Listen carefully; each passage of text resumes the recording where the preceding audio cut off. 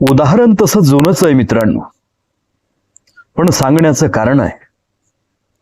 एकदा एका जंगलामध्ये मोठ्या प्रमाणामध्ये आग लागली होती आणि त्या ठिकाणचं सर्व काही आगीच्या भक्ष्यस्थानी पडत होतं आणि त्या जंगलातले पशु प्राणी पक्षी सर्व काही बघत आजूबाजूने उभा होते.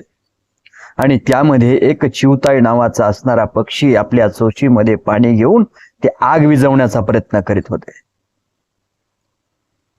आणि आग विझवत असताना आजूबाजूचे त्यांना प्राणी पक्षी म्हणतात, चिवताई तुझ्या चोचीमध्ये पाणी बसतं केवढं, तुझ्या या पाण्याने ती आग विझणार तरी आहे का? त्यावेळेस त्या चिमणीचं असं असणारं उत्तर आहे की ज्यावेळेस या जंगलाचा इतिहास लिहिला जाईल त्यावेळेस माझं नाव हे विझवणाऱ्याच्या यादीत येईल, ना की बघणाऱ्यांच्या.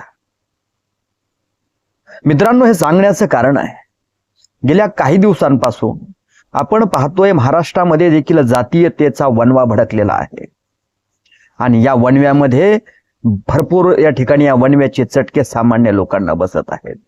या महाराष्ट्राच्या मातीमध्ये जातीयतेचे बीज पेरून या राजकारण्यांनी या ठिकाणी त्यांची पोळी भाजून घेण्याचं काम केलेलं आहे.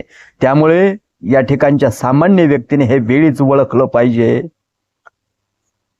हे सांगण्याचं कारण, मी काल व्हिडिओ पाहिला, दोन तरुण होते, ते पुराच्या पाण्यामध्ये वाहून जात होते, त्यांची गाडी सुद्धा वाहून जात होती आणि त्या ठिकाणची लोक,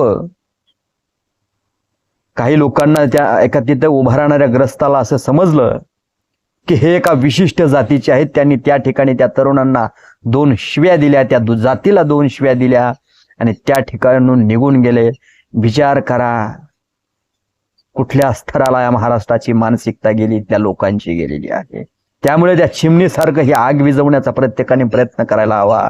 निश्चित नसता आपल्याला हे येणारा काळ वाईट जाणार आहे. मित्रांनो, राजकारणी लोकांच्या बिलकुल नादी लागू नका.